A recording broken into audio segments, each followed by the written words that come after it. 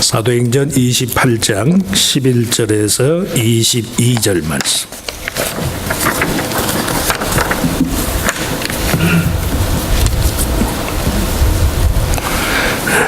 자, 찾으셨으면은 한 목소리로 우리 같이 있습니다. 석 달 후에 우리가 그 섬에서 겨울을 난 알렉산드리아 배를 타고 떠나니 그 배의 머리 장식은 디오스고로라. 수리구사에 대고 사흘을 있다가 거기서 둘러가서 레기온에 이르러 하루를 지낸 후 남풍이 일어나므로 이튿날 보디올에 이르러 거기서 형제들을 만나 그들의 청함을 받아 이레를 함께 머무니라. 그래서 우리는 이와 같이 로마로 가니라. 그곳 형제들이 우리 소식을 듣고 앞비오 광장과 트레이스 타베르네까지 맞으러 오니 바울이 그들을 보고 하나님께 감사하고 담대한 마음을 얻으니라. 우리가 로마에 들어가니 바울에게는 자기를 지키는 한 군인과 함께 따로 있게 허락하더라.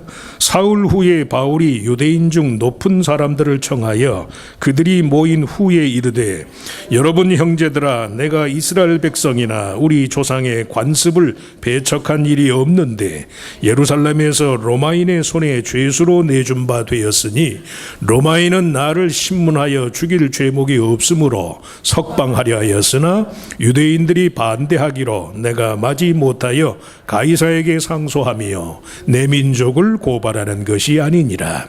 이러므로 너희를 보고 함께 이야기하려고 청하였으니 이스라엘의 소망으로 말미암아 내가 이 쇠사슬에 매인 바 되었노라. 그들이 이르되, 우리가 유대에서 내게 대한 편지도 받은 일이 없고 또 형제 중 누가 와서 너에게 대하여 좋지 못한 것을 전하든지 이야기한 일도 없느니라. 예, 우리가 너의 사상이 어떠한가 듣고자 하니 이 파에 대하여는 어디서든지 반대를 받는 줄 알기 때문이라 하더라. 아멘. 우리 찬양대에 특별 찬송이 있겠습니다.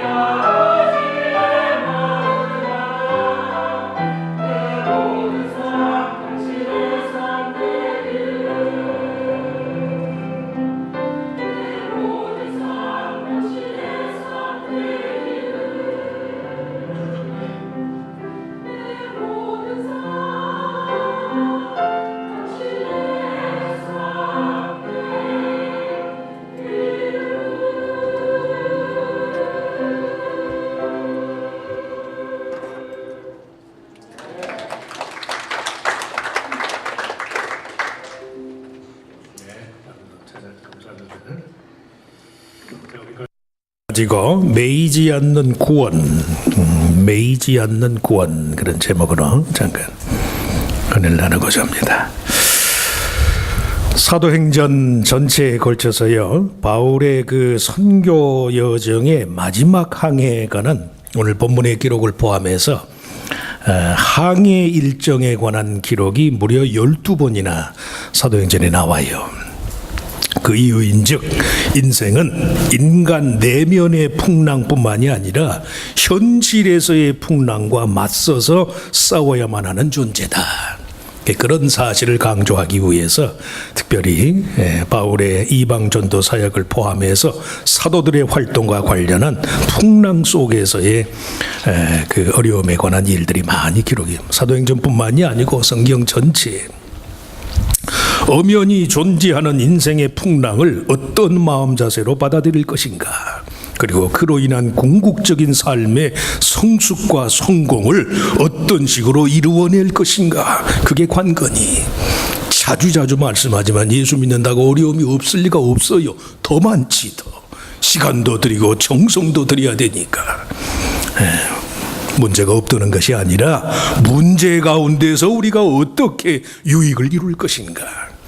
인간의 삶을 위협하는 온갖 유형의 무질서와 혼돈의 세력의 상징인 바다, 이 풍랑이 주는 의미는 성경만 하더라도 언제나 이중적이, 하나님의 뜻과 상관없는 인간의 자기중심적인 삶에 초래되는 풍랑은 삶 자체를 침몰하는 요인이 돼요.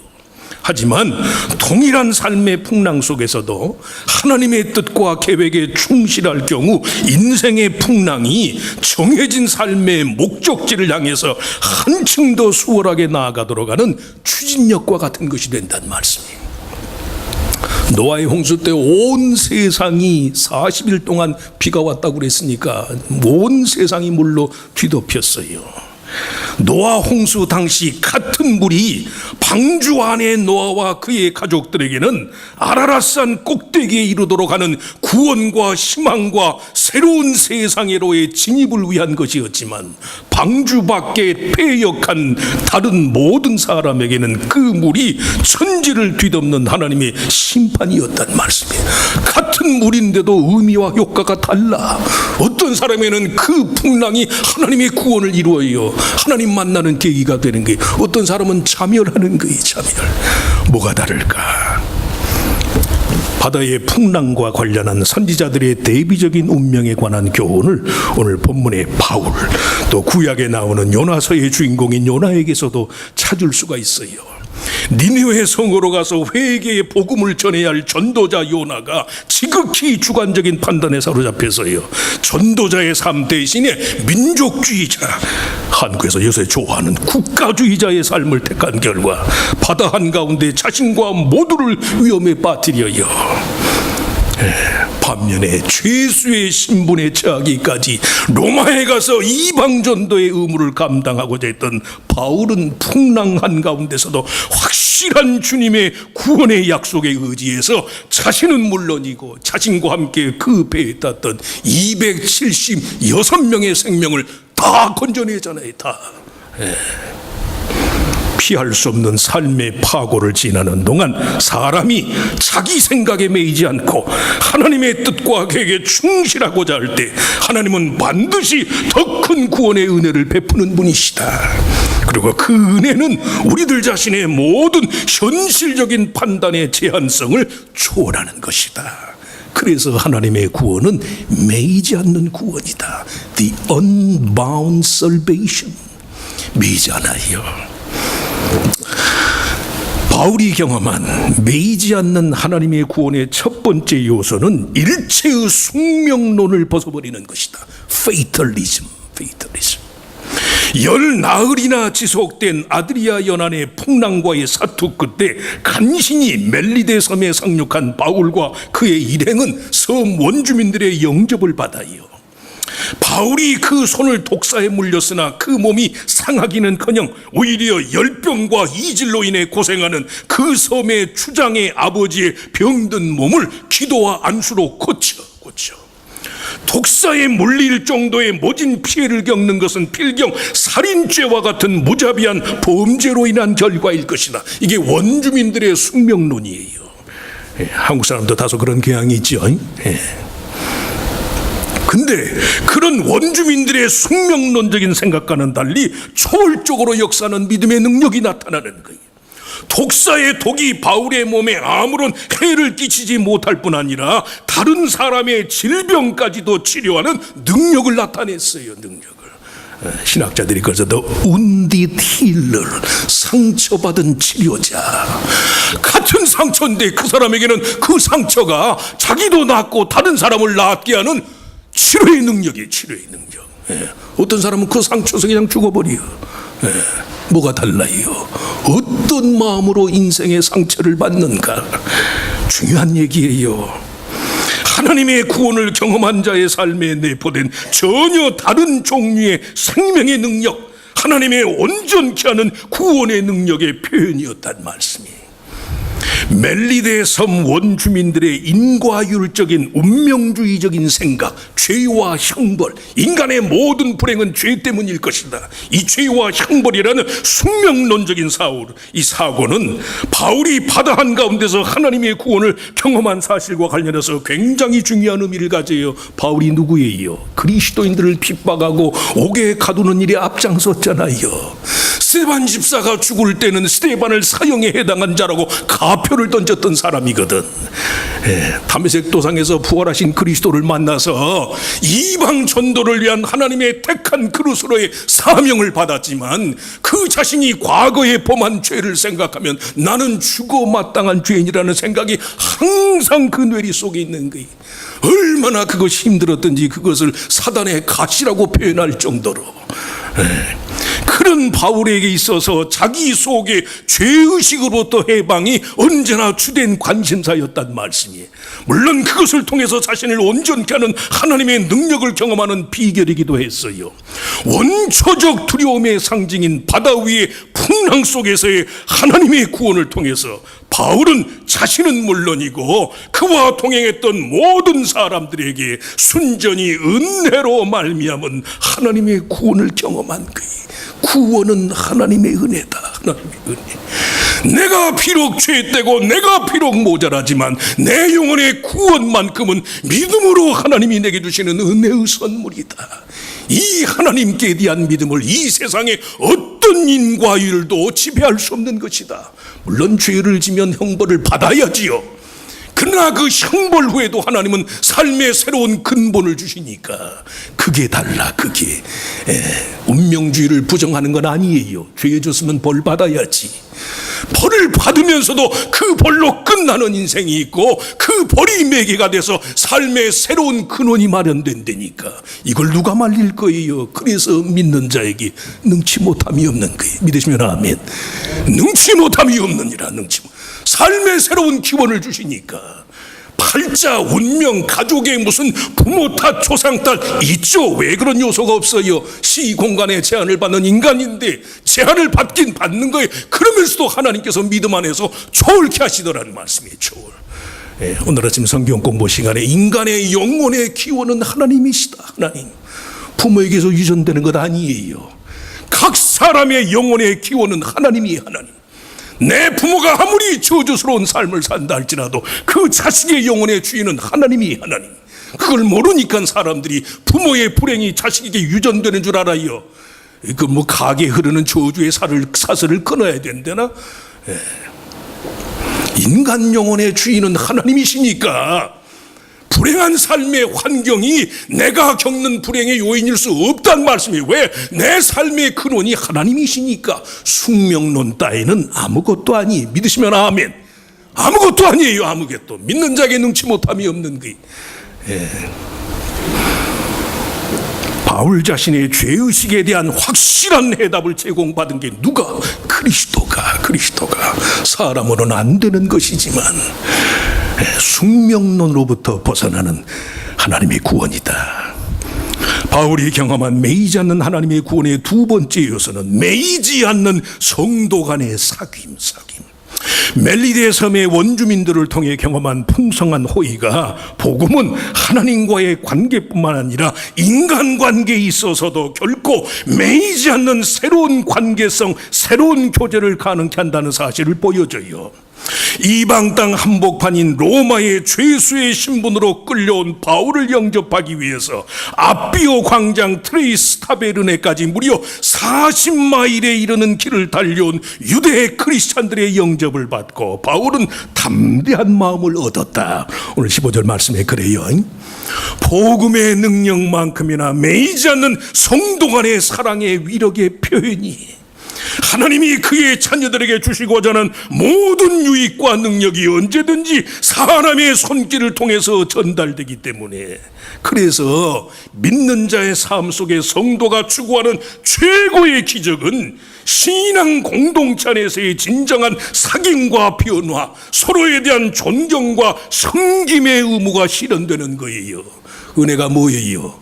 하나님이 그냥 하늘을 열고 번개같이 번쩍번쩍하게 내게 임하나? 천만의 말씀이지. 정말 은혜는 내 식으로는 미워할 수밖에 없고 내 식으로는 원망할 수밖에 없는 사람인데, 하나님의 사랑이 나 같은 죄인도 하나님이 용서하셨다는 사실을 인정하니까 그 사람 대하는 것이, 야곱이 에서를 만나는데 형님의 얼굴을 보니 내가 하나님의 얼굴을 보는 것 같습니다. 괜한 말이 립서비스에 아니에요.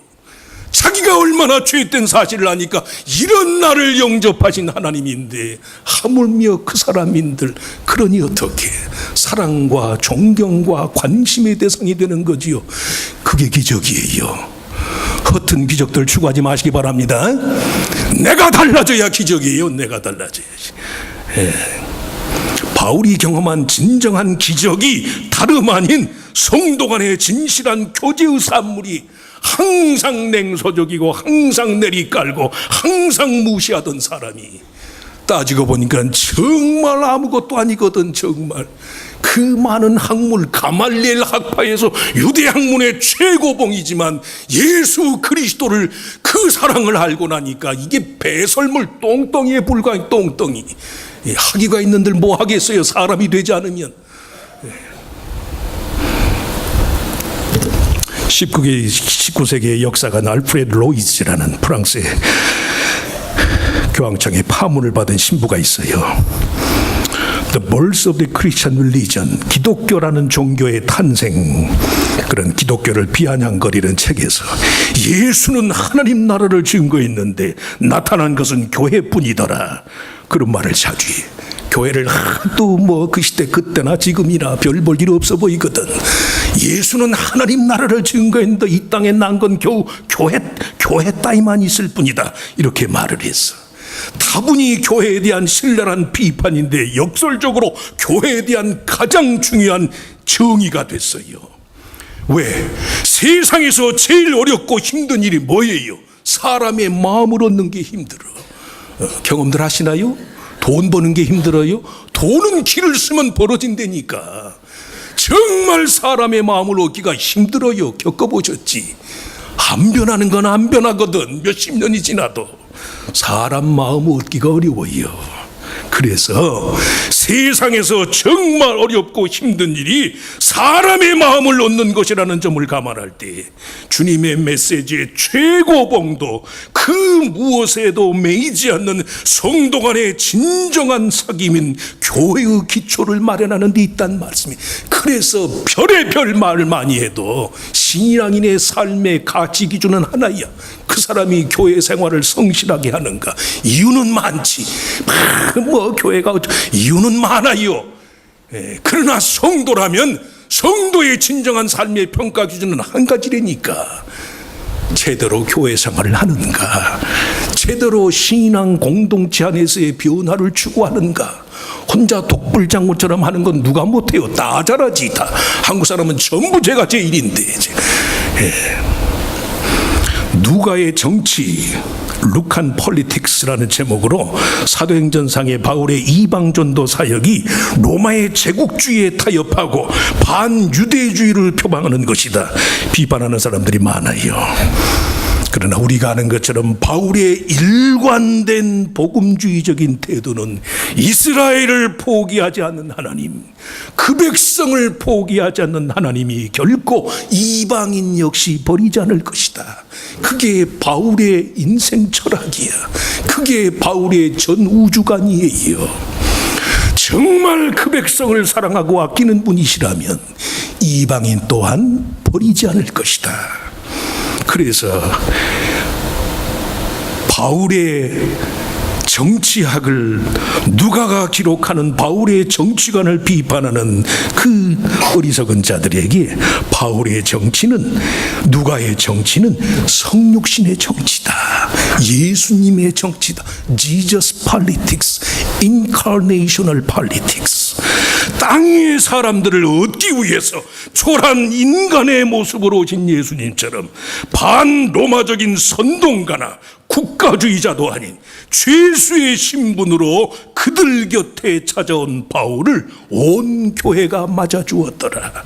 이게 정말 기적 중의 기적이에요. 그것이 바로 이 땅에 그 무엇으로도 매이지 않는 성도 간의 교제의 위력이라는 말씀이에요.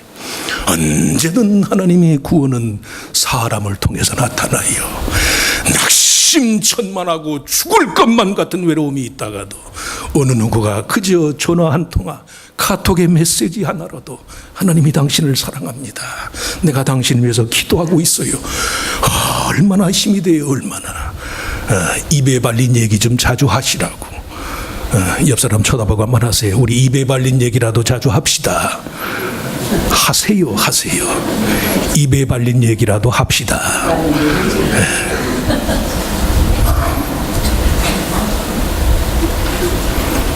매이지 않는 성도 간의 사귐. 하나님의 기적이 사람을 통해서 나타난다니까. 지난번에 무슨 드라마를 보니까 한국에 하도 어려우니까 자살한 사람들이 많은가 봐요. 무슨 한강다리인지 어딘지 거기 다리 난간에 한 번 더 생각해봐 그렇게 써놨더라고. 한 번 더 생각해봐. 야, 얼마나 살기가 힘들면. 하나님의 구원의 두 번째 요소는 매이지 않는 성도 간의 사귐이다. 매이지 않는 하나님의 구원의 세 번째 요소는 바울 자신이 경험한 매이지 않는 소망, 매이지 않는, 어떤 것으로도 매이지 않는 주님만이 내게 주시는 소망. 이스라엘의 소망으로 말미암아 내가 이 쇠사슬에 매인 바 되었노라. 이 바울의 고백이 의미하는 것처럼 인간의 삶은 그 무엇에 의해서 건간에 매일 수밖에 없어요. 바울은 오직 하나님 편의 소망, 그 능력과 신비의 매기로 작정을 하는 거예요. 그런 바울 자신의 소망의 원동력이 동족 이스라엘과 이방인 모두를 위하시는 하나님의 구원 계획의 성취를 바라는 삶을 살았다는 말씀이에요. 바울이 온 이태 2해 동안을 자기 셋집에 머물면서 자기에게 오는 사람을 다 영접하고, 사도행전의 끝에 보면 그런 말씀이 나와요. 그 말씀은 바울 자신이 바라는 소망의 능력과 확신으로 인해서 어느 누구에게도 매이지 않고 다만 하나님 나라와 예수 그리스도의 복음을 전파하는 일에 전념할 수 있었다. 바울의 생의 마지막 기간에 해당하는 로마의 세 집에서 보낸 그 2년간의 기록이 사도행전상에 기록하는 바울의 최후에, 바울이 로마에 가서 재판을 받고 죽었다 어쨌다, 물론 전생에 의하면 바울이 네로 황제에서 순교한 걸로 되어 있지만 성경상의 사도행전의 기록상으로는 그런 얘기가 이런 방구도 없어요. 영웅처럼 바울이 순교했다는 그런 기록이 있으면 멋지게 좀 이해가 될 텐데 없어. 그냥 이태 동안 로마에서 머물면서 새 집에 찾아오는 모든 사람들에게 하나님 나라와 복음을 전하고 가르쳤다, 이 내용밖에 없어요. 그 이유가 뭘까? 학자들이 세 가지로 말해. 예수 그리스도의 복음을 전하는 일꾼의 삶에 관한 그리스도와 그의 복음에 관한 증거 외에 전도자 자신에 관한 증거는 불필요했을 것이다. 그래서 바울의 죽음에 관한 기록이 없을 것이다. 둘째는 전도자로서 최선을 다한 바울의 삶이 너무도 귀한 까닭에 그의 죽음에 관한 언급이 필요 없어서 누가가 안 썼을 것이다. 그렇게 말하고 마지막 세 번째가 뭐냐면 참된 복음 전파자의 증거를 통해서 전해진 그 복음이 살아있는 한 전도자의 삶 역시 그가 전한 복음과 함께 영원히 사는 것이기 때문에 사도행전상에 바울의 죽음에 관한 기록이 없는 것이다. 뭐가 뭔지 헷갈리시겠지만 세 번째가 제일 맞아. 제일 그가 전한 복음, 예수 그리스도의 부활에 관한 복음이 살아있는 한 그 복음을 전한 바울의 생명이 영원히 사는 거예요. 그래서 성경에 바울이 죽었다는 기록이 없어요. 물론 바울이 순교했어요. 복음이 전해지는 한, 성도가 복음을 믿는 한, 성도가 복음을 의지하는 한, 그 성도는 결코 죽는 것이 아니기 때문에 그의 죽음에 관한 논의 자체가 불필요하다는 말씀이에요.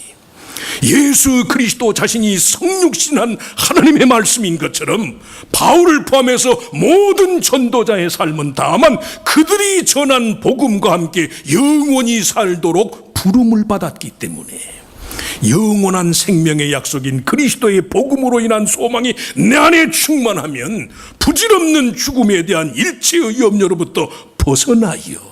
이념과 정치세까지도 초월이 되는 거예요. 그게 초월이 안 되니까 화가 나고 분이 날 때가 많지요.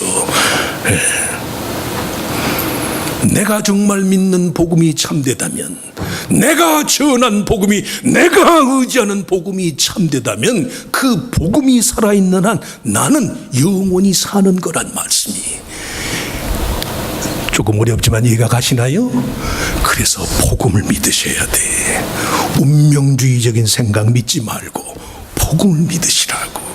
하나님이 세상을 이처럼 사랑하사 독생자를 주셨으니 이는 저를 믿는 자마다 멸망지 않고 영생을 얻게 하려 함이라. 그리스도의 복음 안에서 인생 자체의 온갖 한계 상황에 매이지 않는 소망의 이유를 찾아야 한다.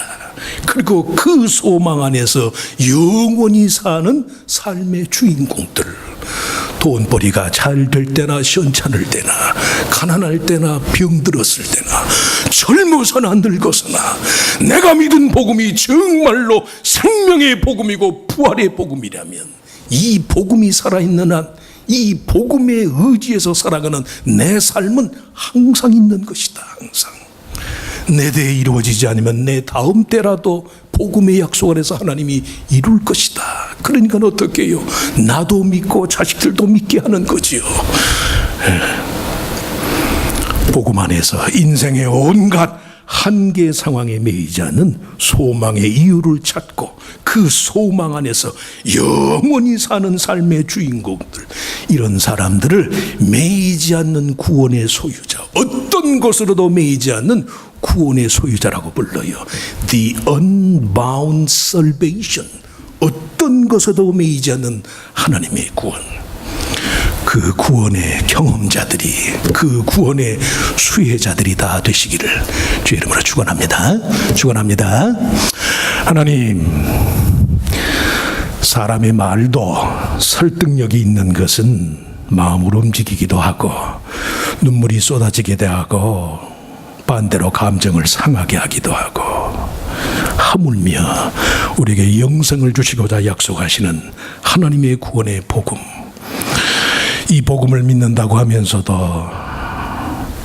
여전히 우리의 삶이 인과율적이고 조건적이고 상대적이고 운명주의적일 때가 많습니다. 믿음의 내용 따로 삶의 내용 따로, 마치 능숙한 배우가 두 가면을 쓰고 희극 비극 연기를 하는 것처럼 우리의 마음가짐, 우리의 삶의 방식이 그렇게 변화무쌍할 때가 많습니다. 정말 내가 믿는 복음이 참되다면 그 복음과 함께 나는 영원히 사는 줄 믿습니다. 영생의 약속이 내게 있는 한 어지간한 삶의 시련이나 어지간한 마음상한 어지간한 삶의 시련 따윈 하나님 아무것도 아닙니다. 주님만이 나의 영혼의 주인 되시고 주님만이 내 삶의 창조자가 되시고 주님만이 내 삶의 시작과 끝인 줄로 믿습니다. 이런 믿음으로 세상의 어떤 것으로도 매이지 않는 하나님의 구원의 능력의 소유자들이 되게 하시고 또 그 하나님의 뜻을 끝까지 의지해서 절망과 비극적이기를 강요하는 현실의 삶 속에서 하나님의 자녀로서의 희망적이고 감사하고 부활의 생명과도 같은 에너지로 충만한 우리의 삶이 되게 하여 주시옵소서. 내 삶의 질이, 내 삶의 특성이 복음적이지 않고서는 정말 우리가 그리스도인이라고 말할 수 없는 줄로 믿습니다. 매일매일 우리들 자신을 부인하고 삶의 근본을 내게서 너에게서가 아니라 오직 예수 그리스도 안에서 나타난 하나님의 영원한 사랑, 그 사랑의 토대 위에서 성도의 삶의 근거를 찾고자 하는 우리들 모두가 돼서 많은 어려움과 많은 우여곡절이 있음에도 불구하고 저의 삶이 세상의 어떤 것으로도 매이지 않는 하나님의 구원의 삶 속에 있습니다. 내게 매이지 않는 영원한 구원을 주시는 하나님과 동행하는 삶을 내가 오늘도 내일도 살고자 합니다. 이 마음으로 주님을 기쁘시게 하고 우리들 자신을 초월해서 하나님의 영광을 위해서 지음받은 자의 사명을 다하는 주의 자녀들이 다 되게 하여 주시옵소서. 믿사옵고 예수님의 이름으로 간절히 기도하옵나이다. 아멘. 자, 이제 일어나셔서 우리 늘 부르시는 짐이 무거우냐 찬송 한번 해주세요.